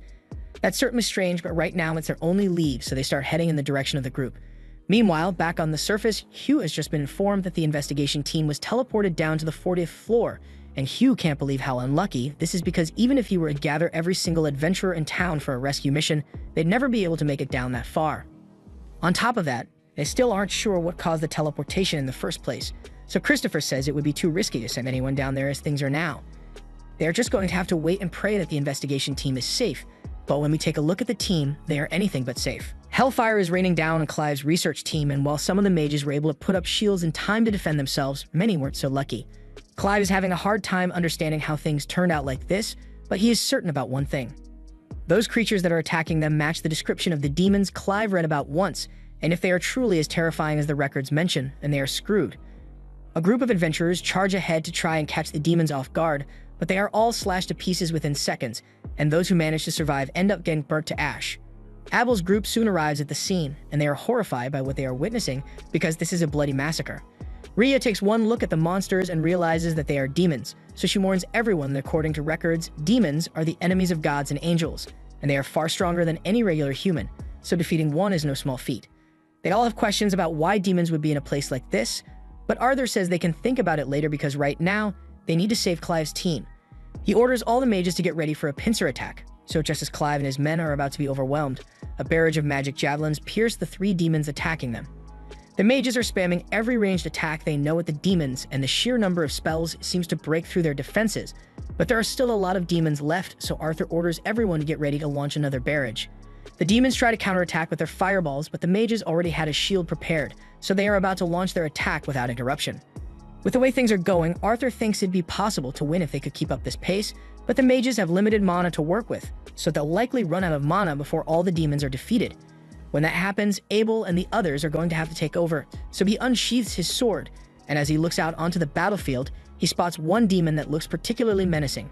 He tells his team to charge in single file behind Warren, and as they make their way across the field, he shields them from all of flames. Once they are close enough, Abel begins cutting down the demons, and Lynn and Ria start firing off spells to pierce them. They manage to take out most of the demons like this, but Lynn eventually collapses from mana exhaustion. Ria doesn't have much mana to work with either, so Abel is on his own now. There are 6 demons left, but Ria warns him that the boss over there is most likely a demon prince. A demon prince is the immature form of a demon lord, and there is no record of anyone aside from a hero managing to defeat one. That isn't very encouraging, but Abel decides to go in anyway because he doesn't have much of a choice. These guys are definitely scary, but the terror he's feeling right now isn't as bad as the time he faced the griffin, so he can at least give it a shot. He manages to cut down 2 of the demons in one go, but that gets the demon prince's attention, so it fires an energy blast at Ria and Lynn, forcing Warren to jump in to save them and knocking all 3 away. Now it's just Abel and the demon prince left on the battlefield, and for a moment, Abel tries to convince himself that he can win a one-on-one against the demon prince, but that hope is immediately dashed when the demon prince flash steps in front of him and knocks his sword away.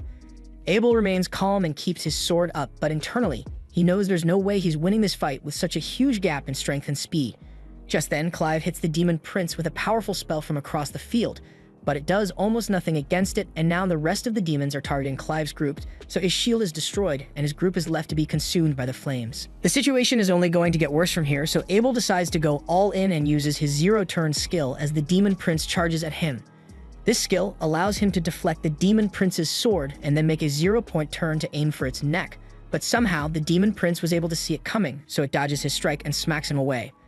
Abel can barely stand now, so the Demon Prince walks up, and he is about to decapitate him, but at the last second, Abel hears a distinct drop of water, and in that moment, Rio comes crashing through the ceiling. Rio is glad he managed to find Abel in time, and Abel is convinced that he must be hallucinating, because he never would have expected to see Rio at a time like this. Rio tells him that there are a lot of people who are worried about him and the others, so they should head back as soon as they can, and he'll handle the monsters here in the meantime. Abel tries to warn Rio that the monster is a Demon Prince, but Rio thinks he's joking because he has fought a demon before, and this guy doesn't seem like he's anywhere close to her level. But then again, since this is essentially a baby demon lord, it makes sense that it's still so weak.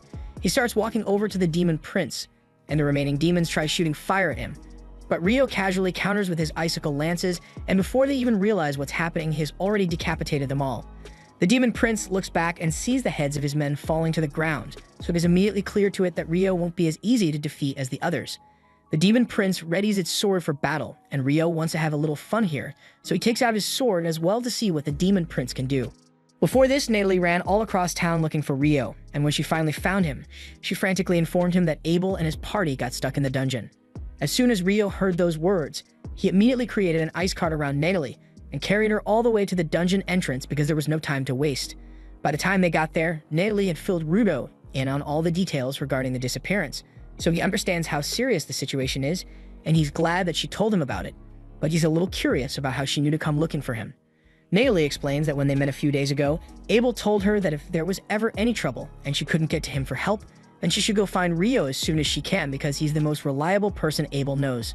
That does sound like something Abel would say, and it makes Rio happy to know that his friend thinks so highly of him, but he really needs to get going, so he runs straight for the gate. The adventurers in charge of guarding the dungeon try to stop him, but Rio doesn't have time to deal with them, so he just blocks them out with ice walls and goes in anyway. Once he was inside, he recalled that Natalie said the signal came from the 40th floor, but he didn't have time to go down the normal route, so he used his water jets to cut through the ground, and that's pretty much how he ended up here. The Demon Prince makes the first move and charges into attack, but its movement speed is way too slow to outpace Rio, so he calmly sidesteps the Demon Prince's attack and slices its head off in one swift motion. Abel and the others can't believe Rio was able to take the Demon Prince down so quickly, but it turns out that the fight isn't over yet. The Demon Prince picks his head off the ground and reattaches it to his body, which must be really embarrassing for it considering the fact that it's fighting a mere human. Rio can't deny that the ability to regenerate will be troublesome to deal with, but it shouldn't be too hard since there's nothing the Demon Lord can do to harm him. In fact, just to assert dominance, Rio creates over 200 abrasive jets around the Demon Prince, and before it could even grasp just how screwed it was, Rio had already shredded the Demon Prince's body to dust, and there's no way it's regenerating from that. The battle is now officially over, so Abel thanks Rio for his help, but Rio says words are cheap, so if Abel really wants to thank him, then he's paying for dinner tonight. Arthur introduces himself as an advisor from the Bureau of Royal Magicians, says he is incredibly grateful for what Rio has done because without him, they most certainly would have died here. But Rio says there's really no need to thank him because he would never hesitate to help people in trouble. If anything, he wishes he could have gotten here sooner, because then there would have been far fewer casualties. Arthur agrees that this truly is still a tragedy, so he says that once the mages have recovered a bit of their magic, they'll start collecting the remains of those who perished so they can have a proper burial. In the meantime, Abel asked Rio to help him gather magic stones from all the devils, since he'd like to use the money to support the families of the deceased. Rio is more than happy to help, but there's something that has been bothering him since he first arrived here. When he dropped down from the 39th floor, he felt like he had entered some kind of barrier, but after he killed the Demon Prince, the effects seemed to have disappeared. And that's not the only strange thing he sensed either, because from the probe spell he performed on his way down here, he could feel something odd over by the staircase. They plan to go investigate on their way out, but for now, they need to start collecting the magic stones. Even in Arthur's many years as a mage, this is the first time he has ever really seen a devil's magic stone, and there aren't any reliable records of them either. Because devils tend to appear out of nowhere, there has been speculation that they are able to use space-time magic, but that theory has never been confirmed. Elsewhere in the world, the hero's party has just activated an altar used to summon the Demon Lord, and a few moments later, a portal opens up right in front of them. Leonor steps out of the portal, and the hero calls her the Demon Lord, which has her really confused since last time she checked, that's not her title. She honestly just came here because she felt some strange energy and wanted to check it out, but after hearing that this guy is a hero, it gets her all excited since a hero must be really strong, and she's always down to have a good fight. The hero raises his sword and declares that he will kill Leonor today, and she eagerly welcomes the challenge. But a second later, all her expectations come crashing down as she realizes that this loser is weak as hell. She was barely even trying to hit him, but her sword went clean through his chest, so she's really disappointed. She pulls her sword out and looks over to the hero's friends, all completely petrified and unsure of what to do next. Leonor doesn't particularly enjoy killing people, so she teleports behind the mage and tells the group to just pack it up and go home, because if the hero was that weak, then none of them would survive half a second against her. Also, they might want to start attending to their friend over there since she didn't hit any of his vital organs, so he still has a good chance of surviving if they treat him quickly. The party does the smart thing and accepts Leonor's mercy, so they rush over to start healing the hero, and while they do that, Leonor heads over to the altar. She's still really disappointed that the fight was such a letdown, but the magic gem they used to summon her is quite interesting, so she's satisfied with the outcome of this trip. She teleports the gem into her storage and the hero yells for the Demon Lord to wait, but Leonor is getting sick of the misunderstanding, so she tells everyone that she's not the Demon Lord. The group can't believe it because if she's not the Demon Lord, then how could she be so strong? Leonor doesn't really know how to answer that since from her perspective, the hero party is just really weak. But she does give them a little credit, because she's sure that at their current level, they could probably defeat the real Demon Lord if they worked together. But she's way stronger than that guy. The hero still can't wrap his head around the fact that creatures stronger than the Demon Lord exist, because how is he still to compete with that as a human? But Leonor tells him she has personally met a human who was just as strong as she is. His name was Rio, if she is recalling correctly, and fighting him was a lot of fun. So if she had to power scale him, she'd say Rio was 10,000 times stronger than the hero currently is. After that, Leonor teleports away, leaving the hero's party to carry on with the rest of their day. At the same time, back in the dungeon, Rio and the other adventurers are on their way over to the staircase to return to the surface, and once they get there, Rio shows Arthur the anomaly he was talking about earlier. It looks like a magic gem, but Arthur has never seen anything like it before, so he's not sure what it's used for. He decides he wants to take it back with him to the surface to analyze it properly, so he stuffs the gem into a storage bag, and the group continues their journey. Everyone eventually makes it back to the surface, and Hugh makes preparations to take care of all the adventurers who were injured. In the meantime, Natalie meets with Abel and the others to confirm they are okay, and Abel thanks her for her quick thinking, because if she hadn't gone to get Rio, they never would have made it back. Things here are wrapping up quite nicely, and Hugh is relieved that Abel and the others survived, because if they had died down there, it would have been a major catastrophe. But that said, he still has something he needs to address, so he gets Rio's attention and demands to know why he rushes past the guards to get into the dungeon, even though he knew it was off limits. Rio didn't think Hugh would remember to bring that up, so he apologizes for breaking the rules. However, Arthur sticks up for him and tells Hugh to take it easy on him because if Rio hadn't rushed in like that, none of them would have made it back alive. Hugh is shocked to hear that and asks Arthur what he means by that, but Arthur doesn't want to talk about it in the open, so he asks Hugh to come to a private tent with him. Once the two of them are alone, Arthur fills Hugh in on everything that happened down in the dungeon, including the devils and the demon prince. Hugh can hardly believe what he's hearing since the appearance of devils at a time like this is insane, and it's nothing short of a miracle that they made it back at all. He assumes Abel must have worked really hard to protect everyone, and while Arthur agrees that Abel's performance was incredible, even he was no match for the demon prince. But just as he was moments away from death, that's when Rio showed up.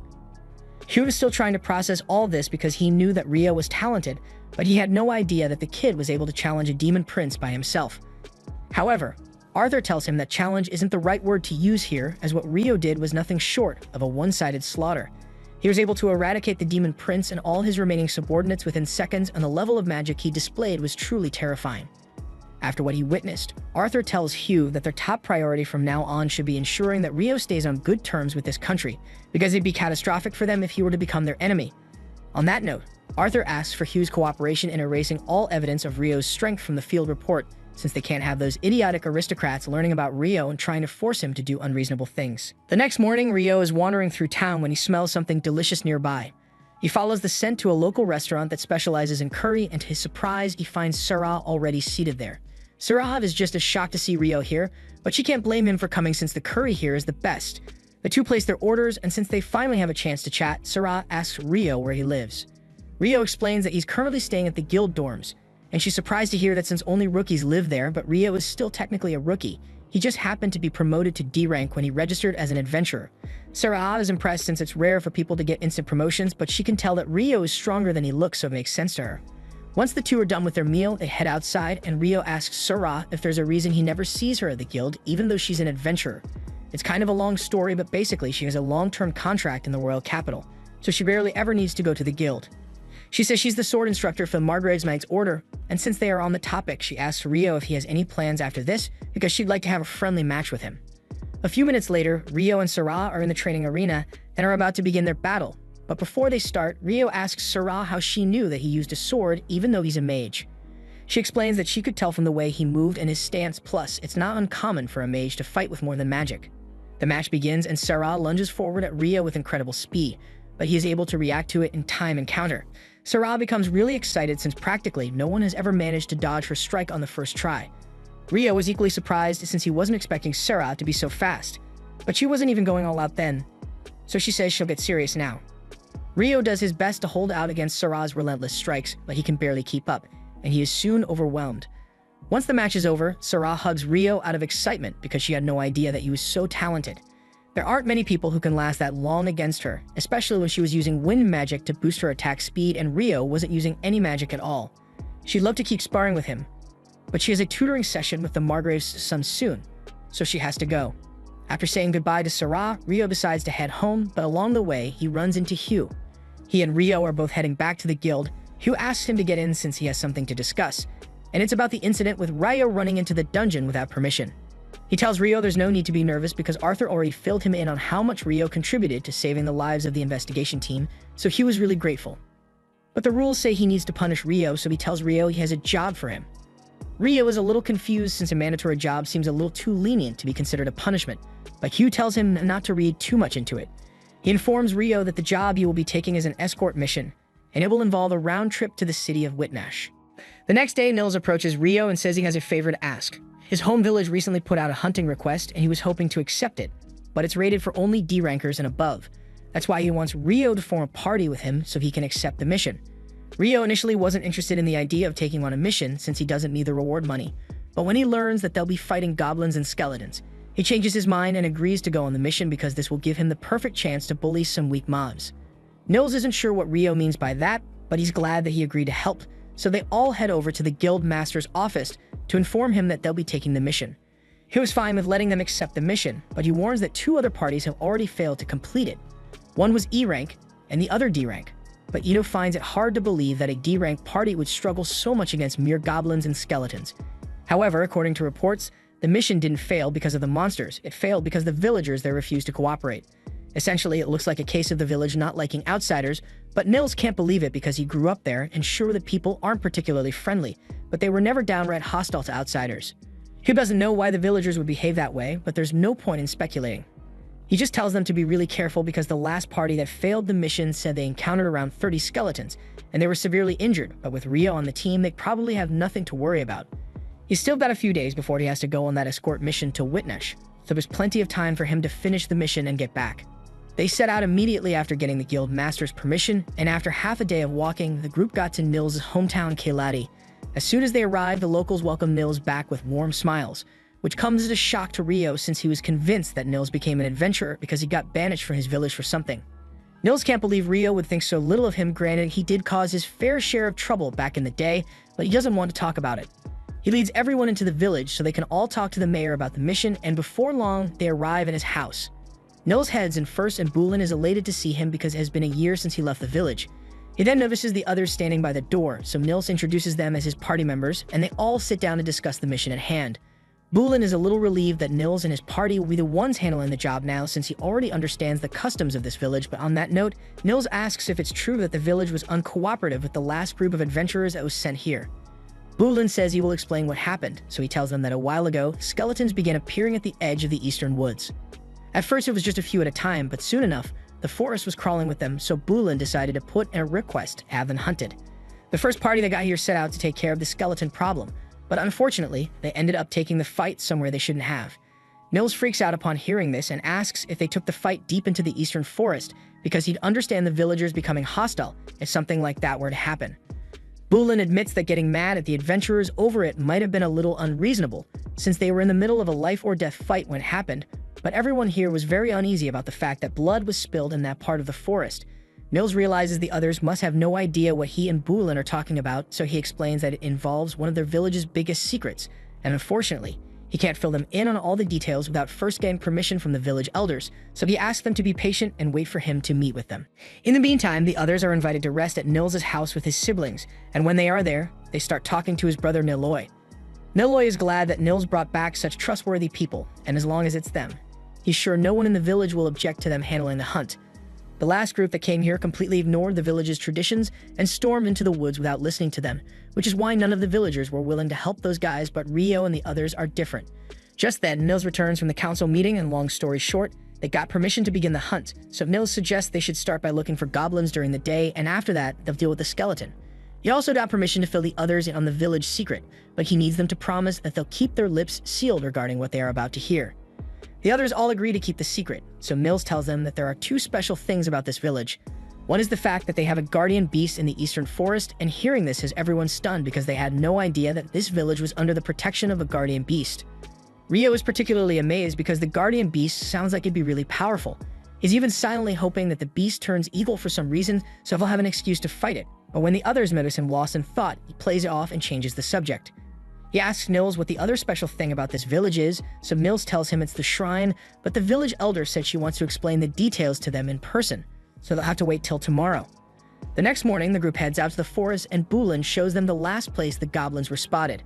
Normally, a few goblins wouldn't be that much of an issue, but the village children usually play around here, and we all know what goblins do to children.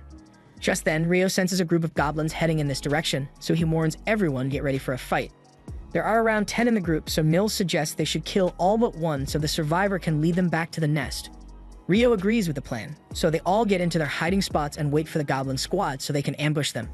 Once the goblins are close enough, Rio casts his Icebind spell on them, and looking at it from the goblin's perspective, this shit must have been terrifying. One minute you're walking through the forest with your homies, and the next you see Gob Jr. turn into a block of ice and get his head blown off a moment later. The last surviving goblin runs out of there as fast as it can, and Rio and the others chase after it until they eventually locate the goblin nest. The goblin is busy frantically explaining that its entire team just turned into ice for some reason, but a moment later is frozen solid as well. The remaining goblins then notice Rio and the others, and after hearing what they did to the patrol squad, these guys want nothing to do with them, so they start running away. However, Rio doesn't plan to leave any survivors this time, so he freezes the goblins all at once, and Nils and Amon rush in to smash them to pieces. Nils and Amon run up to the cave entrance, and they can hear something big approaching, so they both brace themselves for a fight, but to their horror, it turns out to be a goblin general, and there's no way they'd be able to beat it on their own. But fortunately, they aren't on their own. So Rio uses a stronger version of Icebind to pull the goblin down to the ground, and then he asks Nils to finish it off. Having Rio here kind of feels like cheating, but who cares about that? They just killed a goblin general, and its core is worth a lot of money. They return to town, and a little while later, they are introduced to Nasu, the village elder. She has already heard about how the group took down a goblin general. They still got a lot left to do, so she tells everyone to follow her so they can go meet the guardian beast. They eventually arrive at the cave, and Rio is excited to finally encounter a guardian beast, but his excitement drops when he realizes that the beast isn't evil, so he won't be fighting it anytime soon. The beast takes a look at the boys that Nasu brought to handle a hunting mission, and it all seems pretty standard to him. But then he spots Rio, and his whole demeanor changes. He introduces himself to Rio as Nkuzin, and both Nasu and Bulin can hardly believe it since the guardian beast has never told anyone his name before. Nkuzin admits that he usually doesn't mention his name because humans almost never pronounce it right, but he felt like it'd be disrespectful to keep his name hidden in the presence of someone like Rio. Rio doesn't understand why a guardian beast is being so polite towards him, so Nkuzin explains that he is part Fae, and for some reason, being in the presence of Rio makes him feel pleasant. Rio recalls that Sarah mentioned something about the Fairy King liking him as well, so he wonders if he has some kind of physical trait that fairies find appealing. For now, Rio thanks Nkuzin for the compliment, but Nkuzin says he should be the one thanking him, because meeting Rio makes him feel like he could live another 1,000 years without issue. Now, regarding the hunting mission that they were entrusted with, Nkuzin tells the group that there are around 30 skeletons around the shrine, and there's a really big one inside, but he's been using his power to keep it sealed for the time being. So once they've successfully defeated all the skeletons outside the shrine, then Nkuzin will release it so they can finish the job. The group immediately heads over to the shrine, and Ito wastes no time using light magic to exorcise the skeleton out front, but now they have to deal with the one in there. They open the doors, and to their surprise, they come face to face with an arched skeleton being held within the shrine, and Nkuzin wasn't joking about this thing being big. Rio uses his magic to create ice hammers for Amon and Nils, and he then gives Nkuzin the signal to release the skeleton. Soon after, it comes charging out at them, so Rio creates a sheet of ice on the ground to make it fall over so Nils and Amon can attack. The skeleton quickly realizes that it is outmatched, so it tries crawling away, but the ice Rio created was specifically made to be as slippery as possible, so it's not going to get very far. It soon falls to the ground again after slipping on the ice, so Mills takes the opportunity and aims straight for its neck, snapping it clean in half. After that, they all head inside to check out the shrine, and Nasu is excited because this is the first time she's ever actually been in here. Upon entry, they find a statue of the Earth Mother Goddess, but strangely, the jewel embedded in it is cracked.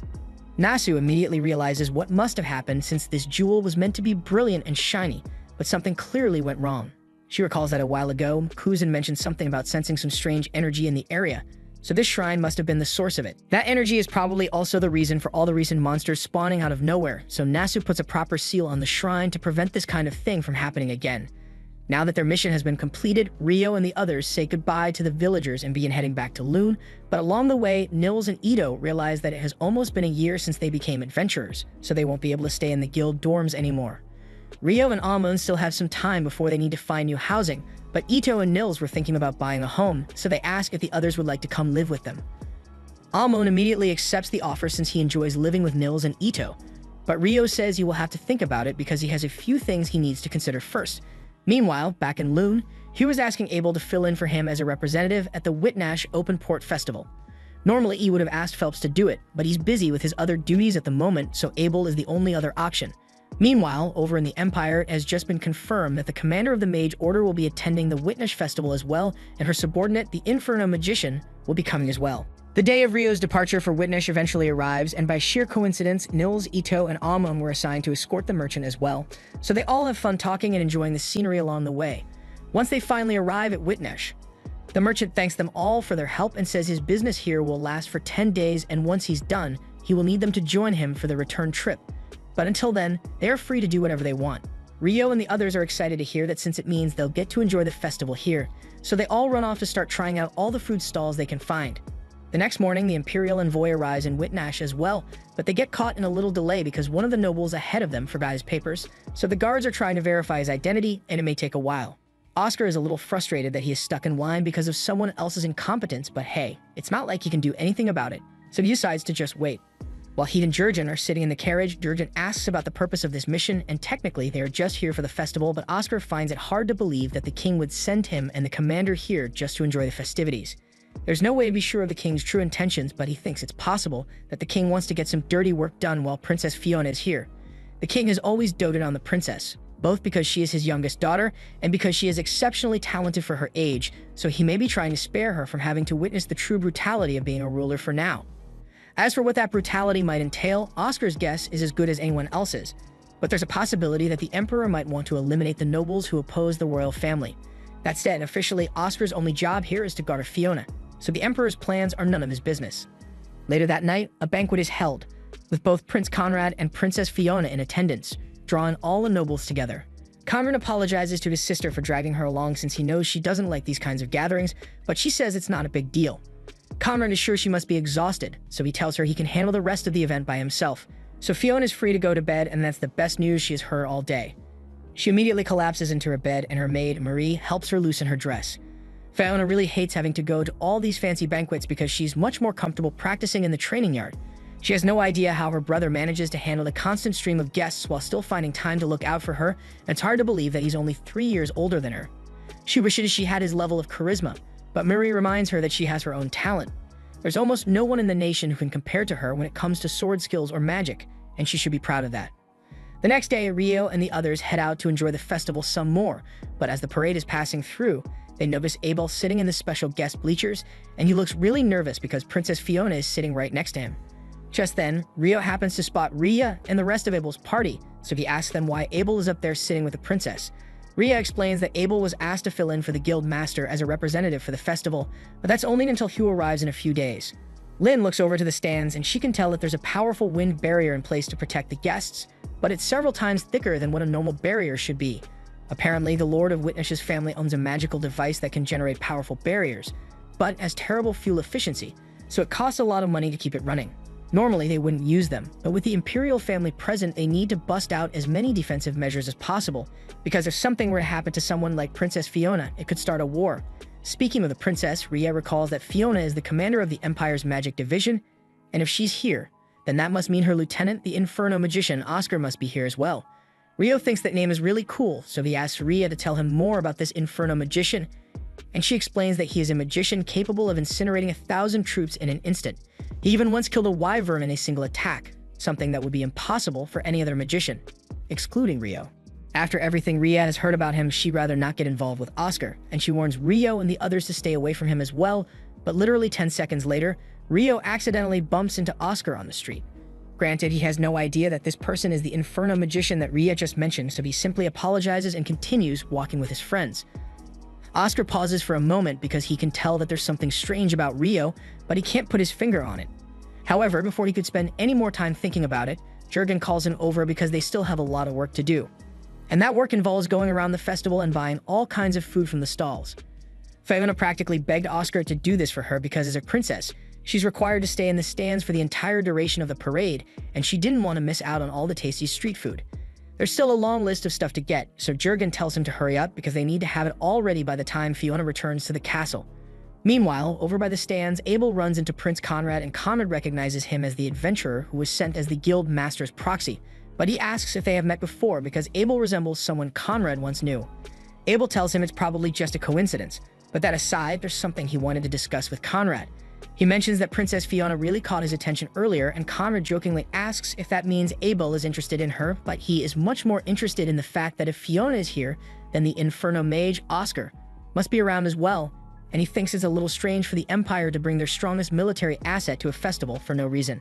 There's clearly something going on here, but Conrad says he's not at liberty to discuss such matters with Abel, so he will have to excuse himself for now.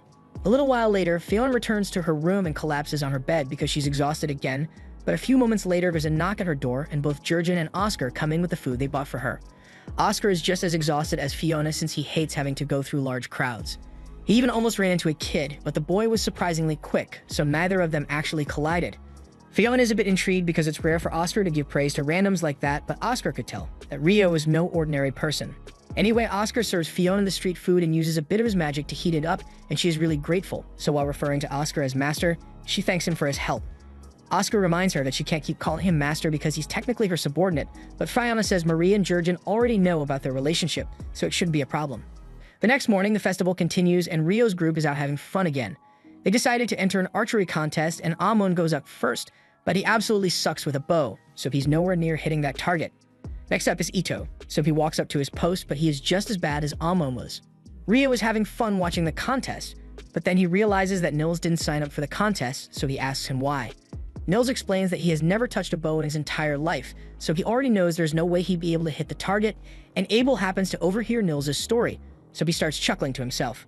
Rio tells him it's not nice to laugh at people for their lack of skill, and he apologizes, but he wasn't actually laughing at Nils, he was laughing because it reminded him of his younger self when he was terrible with the bow.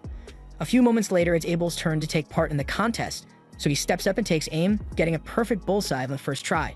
He walks off stage with a smile on his face, but that smile quickly fades once the rest of his party shows up because he had technically promised to spend the day with Ria, but he totally forgot, so she's pissed. Meanwhile, back in Lune, Sarah has been going all around town looking for Rio because she wants to see him again. She already checked all of his usual spots, but there's still no sign of him, so she decides to head to the guild to see if he's there. Nina is surprised to see Sarah here since it's rare for her to come to the guild, so she asks what's up. Sarah explains that she has been looking for Rio all day, but she's had no luck finding him, so she was hoping Nina would know where he is. Nina explains that Rio is actually out of town on a mission right now, and Sarah assumes that means he will be back by tomorrow, but Nina corrects her and says Rio actually won't return for a while. As soon as Sarah hears this, her heart drops at the thought of not being able to see Rio again, so she asks Nina how long he will be gone. Nina tells her she's not exactly sure, but it's going to be at least a week before he gets back, and Sarah is disappointed, but she appreciates Nina's help and thanks her before leaving. At the same time, over in Witnach, Rio is getting ready to watch the boat race contest because Nils and Amon are going to participate in it. However, it turns out that Dan is here as well, and he and Nils still have some major beef going on, so things are going to get a lot more interesting. As the race begins, Fiona and her group watch from a distance, and Fiona wonders why there are separate races for the adventurers and civilians. So Marie explains that the adventurers are allowed to attack one another without penalty here, so it's a little too dangerous for regular people. Although magic is still strictly prohibited. As soon as the race began, Nils and Dan immediately began attacking each other with their oars, completely forgetting that this was supposed to be a race. They somehow managed to maintain a lead on the rest of the competition for most of the race, But in the final stretch, both Dan and Nils break their oars, so they snatch the oars from their companions so they can continue fighting. Then they break those oars as well and resort to using their fists, all while the rest of the competitors sail past them. But even after all the others have passed them, Nils and Dan keep fighting until they eventually capsize both of their boats. They may have lost the race, but they do win a trophy for entertaining the audience so much with their antics, which they then proceed to fight over that as well. Rio and the others decide to leave Nils to settle his grudge, and in the meantime, they go check out the boat show. Hugin arrived and witnessed by this point, so when he spots the group, he tells them all about the advancements that went into this thing. It runs on magic stones and alchemy, using both wind and water magic to propel itself through the water. And though Hugh has never actually seen it in action, it had better be good because it cost $370 billion to make. After that, Rio, Amon, and Ito head to a weapons shop since Ito has been meaning to get himself a weapon so he will be useful in combat. However, he sucks at using a bow, so the shopkeeper suggests something better. A crossbow with a switch on it. This baby can rapid-fire crossbow bolts to Swiss cheese your opponent, so aiming isn't really necessary, which makes it perfect for Ito. Later that night, another banquet is held at the castle, and Abel is once again asked to fill in for the guild master, so he is attending as well. He feels a little uneasy since he wasn't allowed to bring any weapons with him to the event, but with a barrier in place, he doubts he will have to worry about any attacks. But about that. In the barrier room, one of the technicians notices that something is wrong with the barrier artifact, and at this rate, the banquet's entire defense system is going to collapse, so he's about to go find someone to fix it. However, before he could do that, he was taken out by a mysterious group of people, and as soon as the barrier came down, the banquet was attacked. This was the end of episode 10. Subscribe to not miss the next part.